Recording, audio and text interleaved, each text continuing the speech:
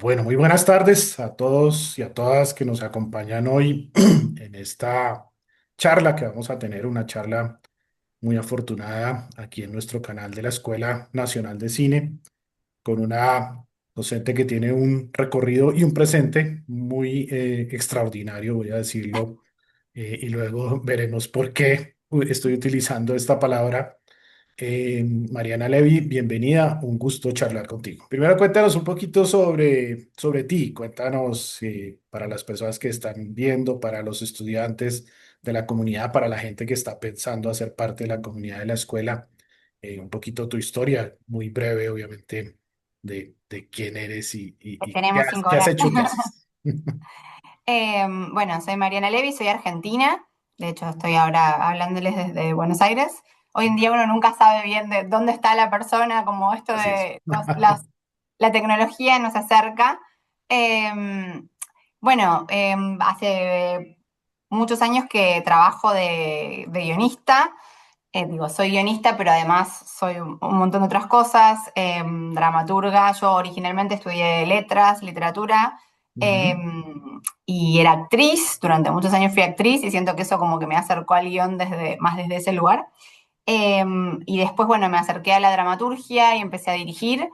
Y, y las series después fueron como tomando, digo las series porque es como escribo largometrajes y todo, Sí, me dediqué bastante como al guión de series específicamente, no solo en mi carrera profesional como guionista, sino sobre todo como docente. sí, Y desde hace como 15 años que doy clases de guión de series en diferentes universidades y escuelas de guión de cine en diferentes lugares de Latinoamérica. Y bueno, la verdad que me he dedicado bastante a pensar en la estructura de las series y en el guión de series. Tengo varios podcasts donde hablo de ujú. series también, así Así que es. se puede chusmear el archivo. Y Por- bueno, y en los últimos años tuve la suerte, digo la suerte porque la verdad que hoy en día es medio una lotería que las cosas que uno escribe se filmen, se estrenen. Tuve la suerte de estrenar varias series que escribí. El Presidente uno y 2 de los que fui head writer y productora. eh, Ujú. Isla Brava, que se estrenó en VIX. eh, y Menem, de la que fui head writer y bueno, que me sigue dando muchas satisfacciones, premios, reconocimientos y bueno, que ha gustado mucho. Eh, bueno, y acá estoy. Y escribí un montón de otras cosas que todavía no se estrenaron, pero bueno, ahí estamos. Qué gusto y todo lo que nos cuentes. Yo creo que ahí arrancando con el tema del guión, te forman o lo forman en tu caso desde la literatura, pero cuando forman a un guionista, lo formaban a uno para escribir películas.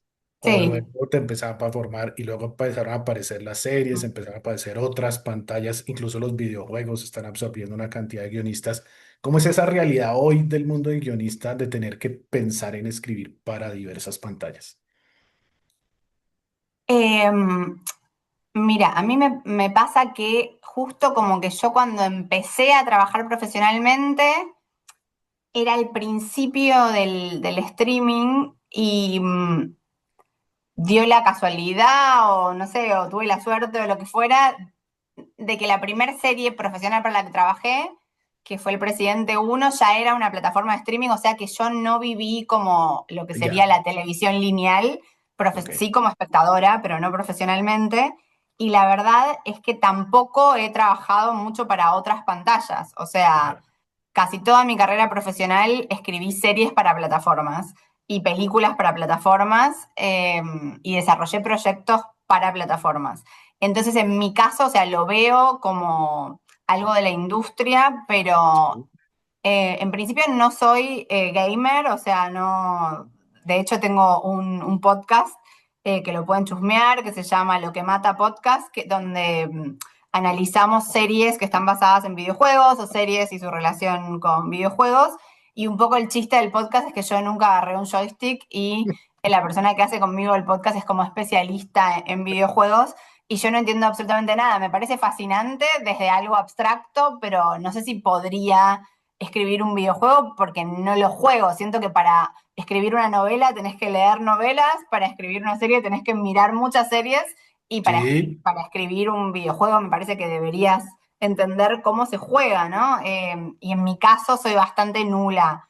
La veo a mi hija que juega también y es como, wow, mirá las cosas que hace. O sea, me parece un mundo bárbaro, eh, pero, pero me excede. y para escribir series tienes que haber leído novela episódica, esa formación en literatura, en ese ejercicio de literatura, ¿crees que aporta a la escritura de Siento que series, al leer aporta siempre. sentimiento? Ujú. Yo creo que leer aporta para cualquier persona que, digo, me parece que exponerte a cualquier tipo de arte te aporta, o sea, no sé, por más de que yo no hago artes visuales, obviamente ir a un museo, mirar pintura, Claro. escultura, o sea, todo te aporta y yo creo que cualquier persona que escribe, leer literatura es fundamental para... Yo tengo un concepto que es el de download y upload. Yo digo que después de un momento de mucho download, ¿no? Cuando estás produciendo, llega un momento que no tenés nada más para dar a nivel creativo y necesitas upload. Y en ese momento, para mí, el upload son cosas que yo no esté haciendo con un fin profesional. O sea, por ejemplo, leer ficción o ensayos o lo que fuera, pero no libros que estoy buscando para adaptar, sino cosas por el placer de hacerlo, ir a museos, salir a la naturaleza, no sé, como cosas que te llenen como tu galería de imágenes y de asociaciones para después tener algo nuevo para decir, porque si no, como que ya lo dijiste todo, ya lo diste todo, y llega un momento en el que si haces download sin tener como un momento de cargar, ya Sí. se siente como árido, ¿no? Como que te empezás a repetir y que no tenés nada nuevo como para decir o para asociar. Sí me parece que la novela obviamente tiene relación con el relato serial en el sentido de, Ujú. eh, bueno, de Dickens, ¿no? Como la cosa episódica de dejar con la intriga para la semana que Suspenso. viene. Sí me parece que ahí hay un germen, pero lo que yo creo que es como que yo cuando entrevisto, por ejemplo, a un guionista para formar parte de un equipo mío, Sí, jamás contrataría a alguien que me diga que no mira series, o que no le gustan, o que jamás. claro. Porque nadie pretendería publicar una novela y decir yo no leo novelas, No. ¿no? Pero sí yo siento que hay mucha gente como que todavía hoy, en 2026, toma las series como un género menor y que Sí. entonces dice, ay, no, bueno, yo estoy haciendo esto porque es un trabajo, Ujú. pero no soy espectador, no miro series, me parece algo que seca la mente o lo que fuera. Yo me acuerdo hace muchos años, le dije a un exnovio que era medio, él como que sospechaba un poco de las series y de que la gente miraba muchas series, y yo le dije, mira, nunca nadie le dijo a nadie lees demasiados libros. ¿Por qué la Sí. gente me dice a mí que yo Tienes miro demasiado. demasiadas series? O sea, también depende la mirada con la que vos mirás esas series. Obviamente, si te tirás a apagar tu cerebro viendo series, y ojo, no es que yo no lo haga, o sea, yo también tengo esas series para apagar el cerebro, pero muchas otras series yo las miro con una mirada crítica, como que estoy tratando de, como el relojero o el niño, ¿no? Que abría el reloj a ver cómo Desarmarlo. funciona. Ujú. Entonces, para mí, lo fundamental para escribir series es mirar muchas series. Y otro consejo que yo siempre doy es, no es tan importante ver muchísimas series como ver algunas muchas veces. O sea, no importa si vos viste 200 series y todas las viste una vez, algunas series las tenés que ver 100 veces.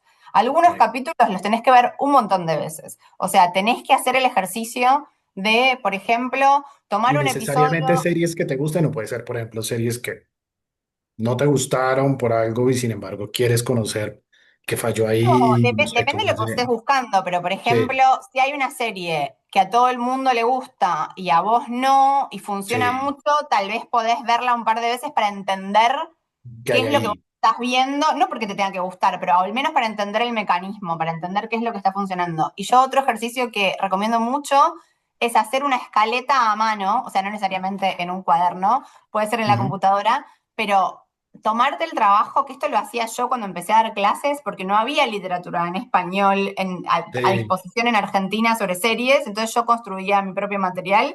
¿Y cómo lo hacía? Viendo un DVD, por ejemplo, de Doctor House y haciendo la escaleta a mano, poniendo escena uno interior, hospital, día, pasa tal maravilloso. cosa, ¿no?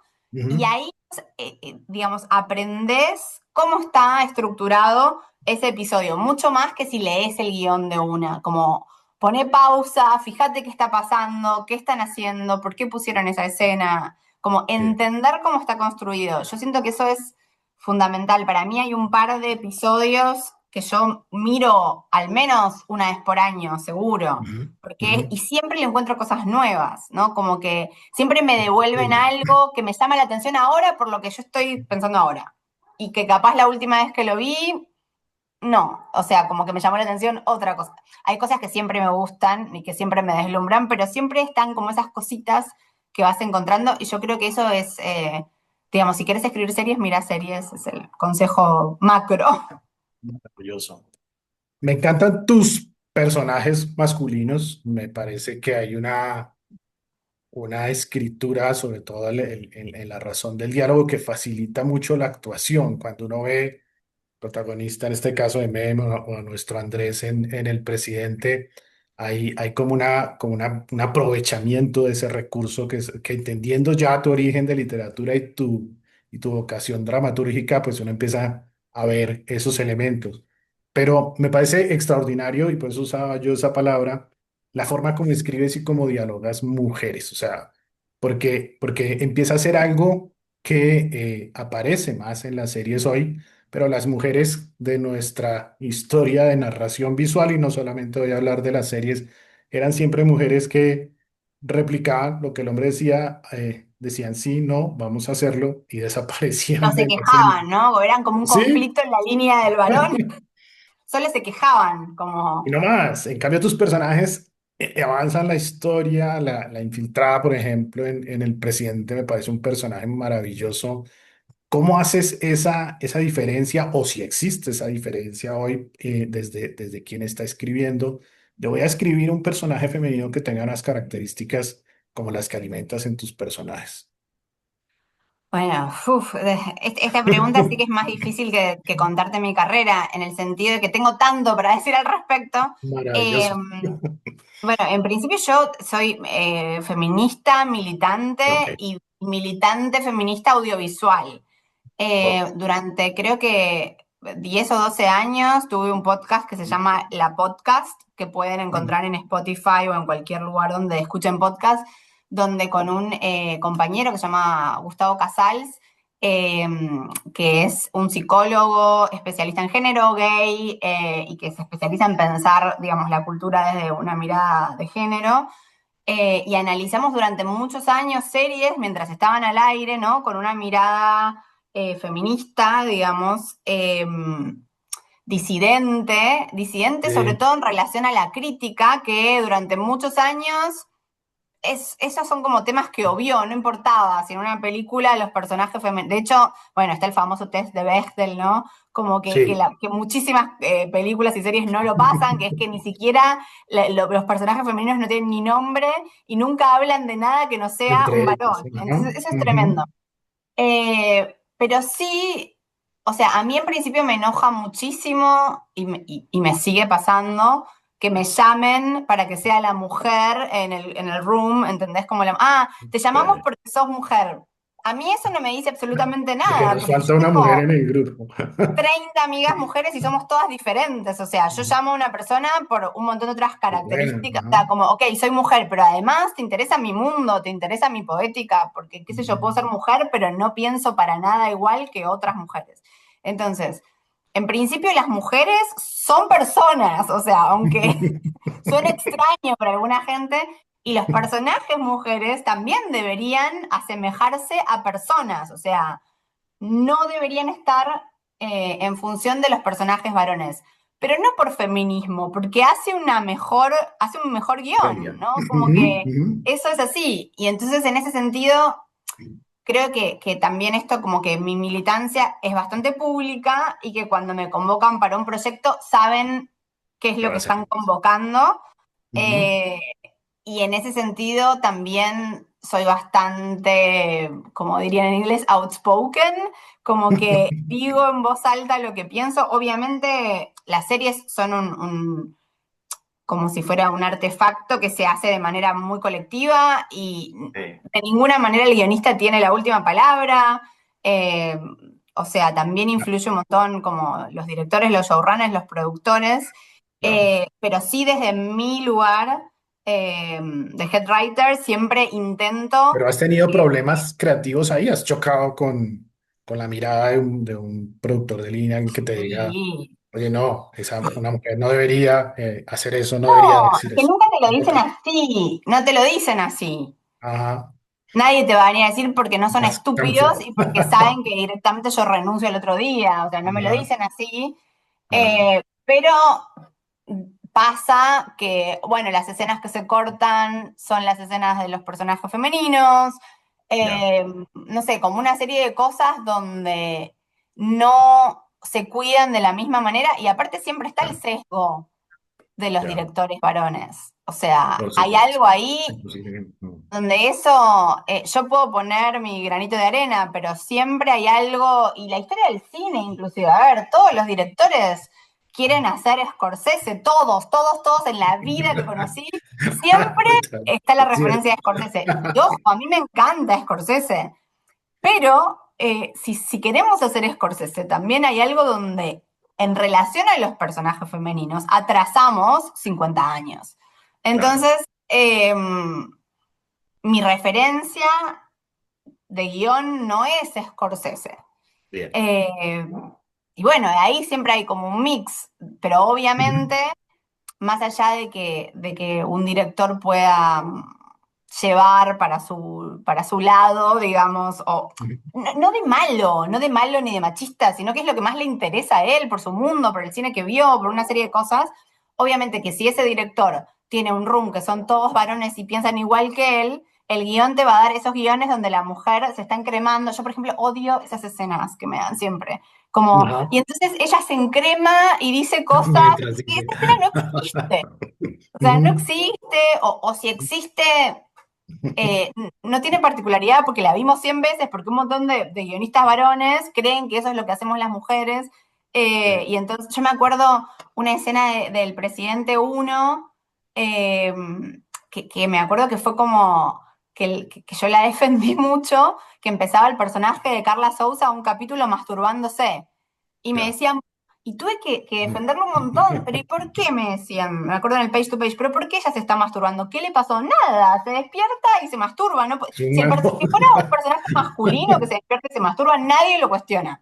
Ahora, Ya. porque era un personaje femenino, eh, igual a veces esas cosas están justificadas y otras veces simplemente como que me divierte por una cuestión como, insisto, de militancia poner en un guión cosas que no se esperan de una mujer. Simplemente porque las mujeres las hacemos y somos todo eso.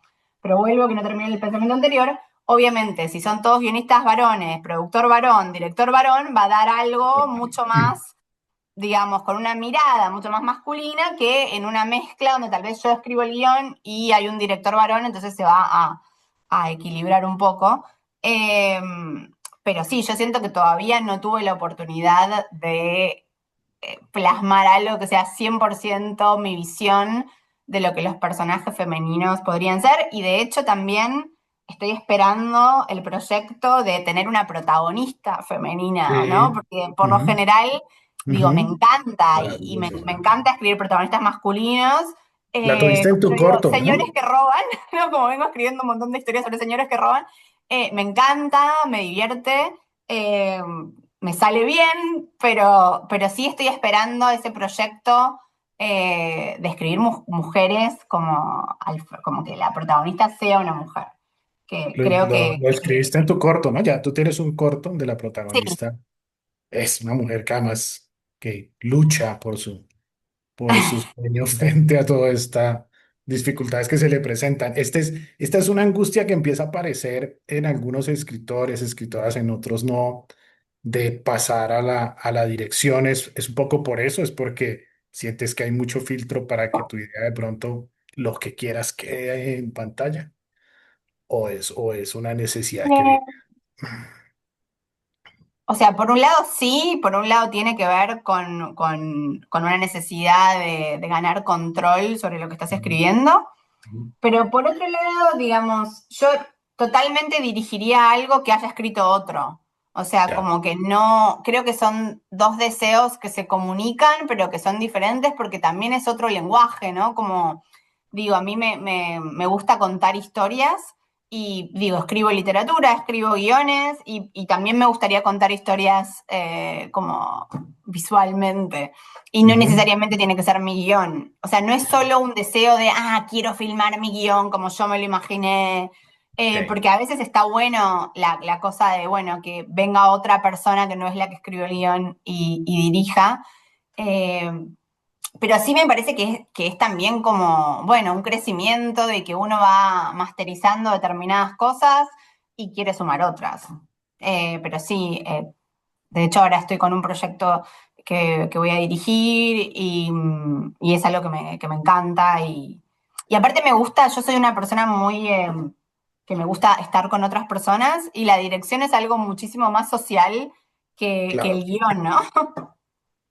En que mira que esa es una pregunta que hacen mucho los estudiantes en general de guión de largo, de series, porque además pues es una escritura de largo aliento y es cómo encontrar la disciplina, cómo encontrar, algunos hablan de motivación, otros hablan de disciplina, otros hablan de sentarse en ese ejercicio solitario. ¿Cómo lo has hecho tú? ¿Cómo lo has visto? Hoy además con las distracciones tan a la mano. Sí. eh, Me parece que es la pregunta de siempre, pero siento que hoy en día, justamente con las distracciones tan a la mano, es la eh, pregunta para casi cualquier trabajo, ¿no? ok. Eh, digo, cualquier cosa que vaya a decir yo va a repetir los 200.000 tutoriales que hay en internet sobre, bueno, no sé, cosas, por ejemplo, algo que yo hice, de hecho tengo un Substack, los invito a leerlo, y el último texto largo que escribí se llama Metí el celular en el placard y habla de una situación que me pasó el año pasado, donde estaba completamente como saturada de muchos Claro. trabajos y qué sé yo, Ujú. y que un fin de semana directamente, de hecho, el placar que tengo acá atrás, metí el celular en el placar, como que cerré mi estudio y le avisé a mi pareja que había metido el celular en el placar hasta el lunes y que le avisara, por favor, a mis amigas y a mi familia que si tenían algo urgente, que se Estás lo dijeran bien. a él, pero que yo en 3 días no iba a sacar el celular de ahí porque estaba quemada y no podía pensar y no podía leer un libro. Claro. Y siento que hay algo como de la adicción, ¿no? De que a veces no podés hacerlo menos, sino que tenés que cortar al 100%.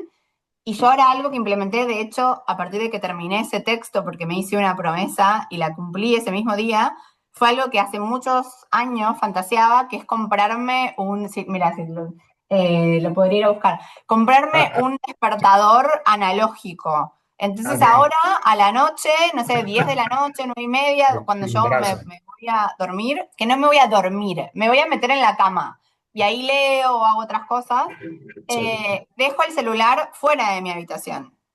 O sea, lo pongo en solo llamadas, cosa de que si hay alguna emergencia o algo, si alguien quiere realmente como contactarme, me puede contactar, lo voy a escuchar desde mi habitación, pero lo Listo. dejo como energéticamente separado y no estoy scrolleando Twitter ni antes de irme a dormir ni al despertarme, porque siento que es nocivo para, o sea, mi mente y mi imaginación son mis herramientas de trabajo. Mm. Entonces, digo, siento que es como si vos tenés un novio tóxico, o sea, todo lo que yo te diga no te va a hacer dejar a tu novio tóxico, tenés que vos encontrar las herramientas para sentarte a Excelente. escribir. Ujú. Eh, y al mismo tiempo tiene que ver con el deseo, no sé, yo por ejemplo nado, o sea, soy nadadora, y mucha gente me dice, ay, pero tenés que ir, te tenés que bañar, y en invierno hace frío y no sé qué. Y mi respuesta hoy en día, antes yo intentaba convencerlos, y mi respuesta hoy en día es, si pensás eso, no te gusta tanto nadar. Porque yo no estoy pensando que me voy a tener que sacar la ropa y que me voy a tener que duchar. Finalmente me ducho igual, o sea, yo me ducho más en el club que en mi casa, de hecho, porque nado casi todos los días, entonces me suelo duchar en el club. Y es lo mismo, en mi casa también me tendría que duchar, si no estaría sucia. Y entonces no estoy pensando en que tengo que hacer todo eso, estoy pensando en que voy a nadar, que es lo que me gusta hacer. Entonces, no sé, creo que también hay algo, recomiendo mucho leer libros, hay un libro que se llama Hábitos Atómicos, que a mí me Ah, ayudó bastante, y en ese sí. libro algo que dice es que generaste un hábito cuando es más fácil hacerlo que no hacerlo. Sí. Entonces lo que yo propongo es que generen el hábito de escribir. Y si no es todos los días, bueno, casi todos los días, o sea, que lo pongan en la agenda. Hay un montón de tips, ¿no? Para esto. Pero al final del camino, siempre lo que subyace es, ¿tenés el deseo real de escribir? Porque si nunca, ningún día, ni de lunes a domingo, nunca te sentaste a escribir, tal vez no tenías tantas ganas de escribir. Capaz era una idea, como una idea medio abstracta, que vos creías que querías ser guionista o lo que Sí, sea. romántica, sí. Ujú. Y no, entonces no tenés tantas ganas. O sea, a mí me da muchísimo placer. Obviamente hay resistencia, no es que yo digo, me levanto y sin ninguna distracción. O sea, yo intento, por ejemplo, cuando tengo que escribir un guión, dejarme bloques muy amplios de tiempo para escribir. No me sirve tener una hora, porque necesito como boludear un rato, como decimos en Argentina, no sé, comer algo, mirar por la ventana, salir a dar una vuelta, como ponerme en ese estado y después aún así tener 3 4 horas para escribir. O sea, entonces necesito 6 horas, 7 horas que no tener ninguna obligación, en donde yo sé que voy a poder como atacar eso cuando tengo que empezar un guión, por ejemplo, después obviamente vos estás corrigiendo, o sea, no sé, digo, en el oficio o en la profesionalización, uno también va haciendo cosas de manera más fluida.